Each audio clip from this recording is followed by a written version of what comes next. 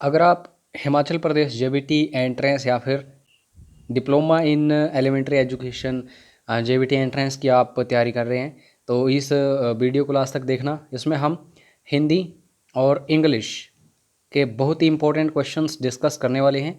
ऐसे क्वेश्चंस जो बार बार पूछे जाते हैं और स्पेशली एचपी बोस जो है जो इस एग्ज़ाम को कंडक्ट करवाता है उसके द्वारा।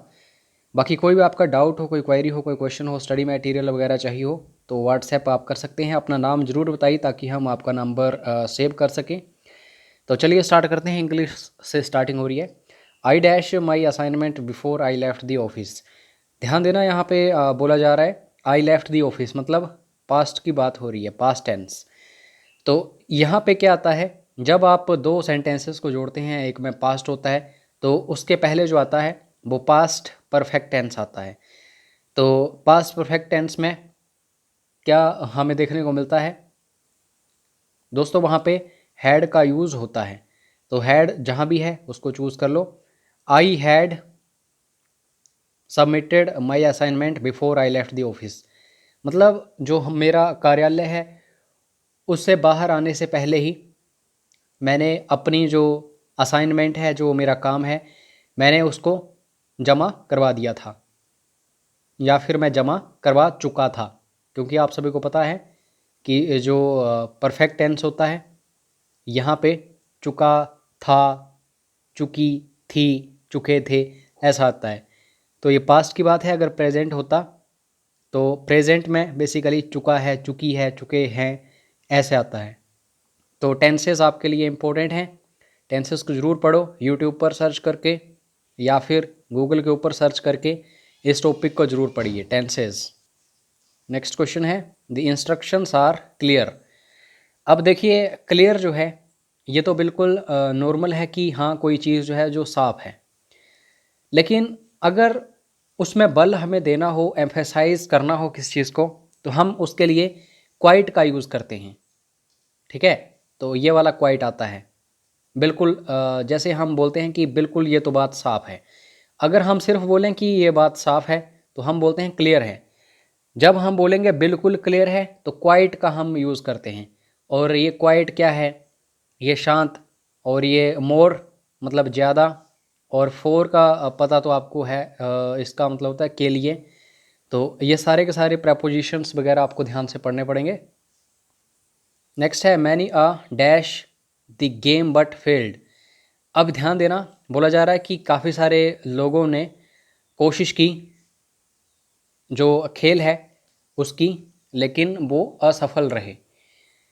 तो यहाँ पे आप देखो, मैनी आ डैश, आ है यहाँ पे, इसका मतलब है कि आगे सिंगुलर आएगा, और सिंगुलर है तो सारे के सारे ध्यान से देखो।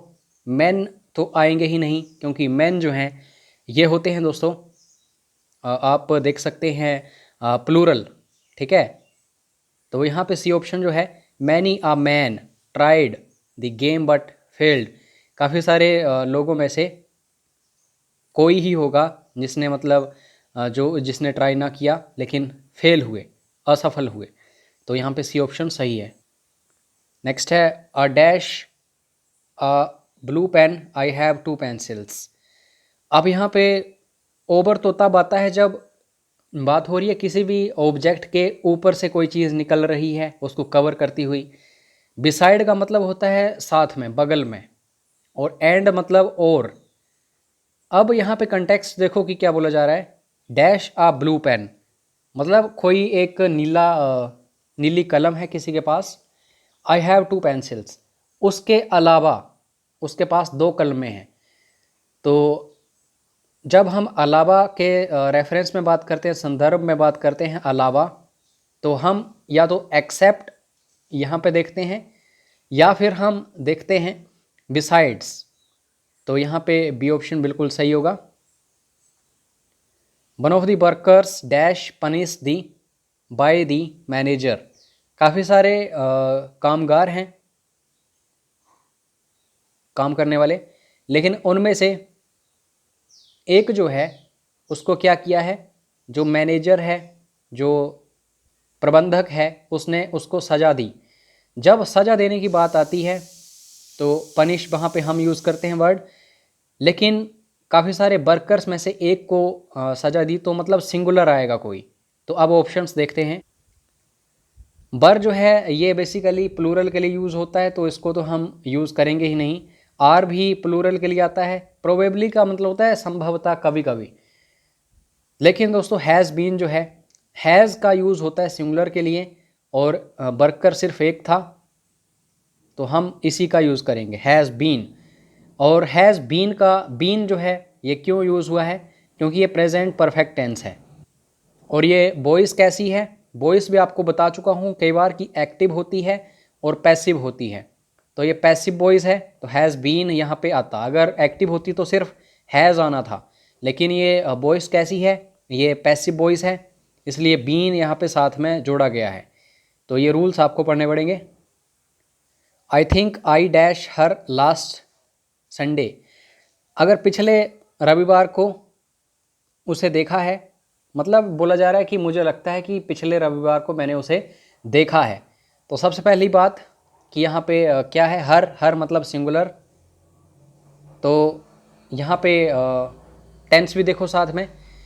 लास्ट संडे है, पिछला संडे है, तो पास्ट की बात हो रही है। और सिर्फ ये सिंपल पास्ट की बात हो रही है, तो हैव वगैरह वुड हैव ये आएंगे नहीं। और सिंपल पास्ट जब होता है तो वहाँ पे वर्ब की फर्स्ट फॉर्म या थर्ड फॉर्म नहीं होती, सेकंड फॉर्म होती है। तो so, I think I saw her last Sunday, उसको देखा है। ही गेव डैश, टू आएगा नहीं, ठीक है। एनी एडवाइसेस जो हैं ये ज़्यादा नहीं होती। एडवाइस जो है हम बेसिकली सिंगुलर के तौर पर ही यूज़ करते हैं। मैनी एडवाइस भी नहीं आएगा। Me some advice, he gave me some advice, मतलब थोड़ी सी सलाह दी मुझे। तो सी ऑप्शन बिल्कुल सही है यहाँ पे। The teacher told them dash, जो अध्यापक है उसने उन्हें क्या बोला कि चुप रहो या शांत रहो।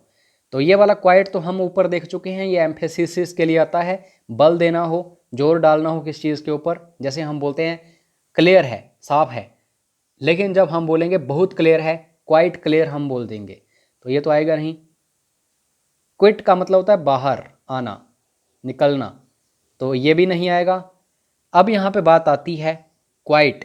क्वाइट मतलब शांत रहो या चुप रहो। लेकिन कीप क्वाइट जो है ये हम नॉर्मली यूज़ करते हैं, केप्ट क्वाइट नहीं। और कीप क्वाइट के साथ हमेशा प्रेपोजिशन टू का यूज़ होता है, टू कीप क्वाइट। यहाँ पे ये चीज़ आएगी, ए ऑप्शन बिल्कुल सही है। 4 सेंटेंसेस दिए गए हैं यहाँ पे नीचे, जो करेक्ट होगा वो हमें चूज़ करना है। If you had worded hard, worded नहीं होता, वर्कड होता है, तो ये तो हो गया रिमूव।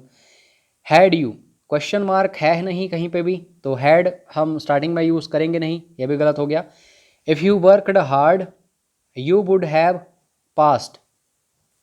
अब यहाँ पे देखो वुड हैव है, तो इसके पहले भी हमें परफेक्ट टेंस यूज़ करना था, लेकिन यहाँ पे सिंपल पास्ट है, तो इसको भी रिमूव करो। थर्ड जो है, if you had worked hard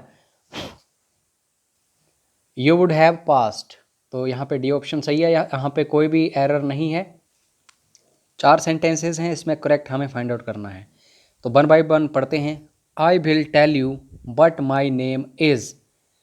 तो जब हम क्वेश्चन मार्क वाली सेंटेंस से इंटेरोगेटिव सेंटेंस से चेंज करते हैं, तो हम बेसिकली ऐसा ही स्ट्रक्चर यूज़ करते हैं, ठीक है। इंट्रोडक्शन देते हैं, I will tell you but my name, और जो हेल्पिंग वर्ब होती है उसको लास्ट में कर देते हैं इज़, फिर उसके बाद हमें क्वेश्चन मार्क की ज़रूरत नहीं पड़ती है। जब हम नरेशन वगैरह चेंज करते हैं तो ये रूल्स देखते हैं। I will tell you but is my name, जब ऐसा सिंपली लिखा जाता है I will tell you but is my name, तो आगे साइन ऑफ इंटेरोगेशन आता है, लेकिन यहाँ पे है नहीं, तो ये गलत हो गया। I will tell you but is my name, तो आई विल हमेशा आता ही आता है, इसका मतलब होता है मैं बताऊंगा, तो यहाँ पे कोई सेंस नहीं रही है, मैं बताता हूँ। यहाँ जो सिंपल प्रेजेंट है उसमें ऐसे नहीं बोला जाता कभी भी। आई कैन टेल, मैं बोल सकता हूँ, ऐसा भी नहीं आता, तो यहाँ पे सिर्फ ए ऑप्शन जो है सही है, I will tell you but my name is. एक क्वेश्चन आप सभी के लिए दिया जा रहा है क्योंकि काफ़ी टाइम से मैं ही सोल्व कर रहा हूँ, तो आप सिर्फ वीडियो देख रहे हैं। ऐसे तो आप पूरा वीडियो देखते जाइए, आपको ऐसा लगेगा कि हम सारे के सारे क्वेश्चंस को सोल्व कर रहे हैं, आपको खुद नहीं पता चलेगा कैसे सोल्व होंगे क्वेश्चंस। तो आपके लिए क्वेश्चन है, इन 4 सेंटेंसेस में से फाइंड आउट करो कि सही कौन सा है, करेक्ट कौन सा है। कमेंट बॉक्स में बताइएगा, ठीक है। आप A, B, C, D ऐसे बोल सकते हैं।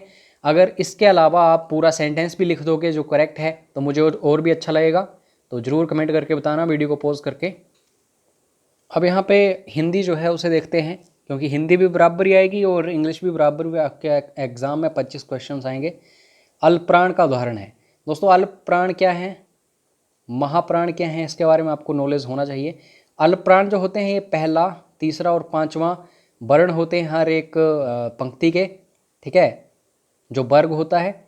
और दूसरा और चौथा जो होते हैं ये महाप्राण होते हैं। जैसे घ, क, ख, यानी कि ख जो है ये भी, ग, घ। दूसरा और चौथा जो है महाप्राण है। अल्पप्राण कौन सा है इनमें से, त, थ, द तीसरा है ये। तो मैंने आपको बताया पहला, तीसरा और 5वां ये होते हैं अल्पप्राण। क, ख, घ चौथा है, क, ख दूसरा है, च, छ, ज, झ चौथा है। तो ये है महाप्राण। अल्पप्राण यहाँ पे सिर्फ द है, डी ऑप्शन। क्ष संयुक्त अक्षर है, तो ये कैसे बनता है, कौन से वाले शो से बनता है। तो इसको जब आप तोड़ोगे तो आपको पता चलेगा ये वाला जो है ये क से निकल के सामने आया है, और ये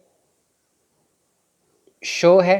ध्यान दो, यहाँ पे आप देख सकते हैं, और साथ में ये आधे ही हैं, ध्यान रखिएगा। और जब ये करोगे आप तो बन जाएगा क्षो। तो यहाँ पे ए ऑप्शन जो है सही है। युवा शब्द से बना भाववाचक संज्ञा रूप को क्या है। युवा कोई व्यक्ति है तो उसकी उम्र कम है। युवा जो है बेसिकली एक जातिवाचक संज्ञा है। जब इसका भाववाचक संज्ञा बनाएंगे, भाववाचक संज्ञा वो होती है जिसे सिर्फ महसूस किया जा सकता है। तो युवा में क्या होता है, यौवन होता है, मतलब जवानी, तो उसको सिर्फ महसूस किया जा सकता है, तो युवा का यौवन।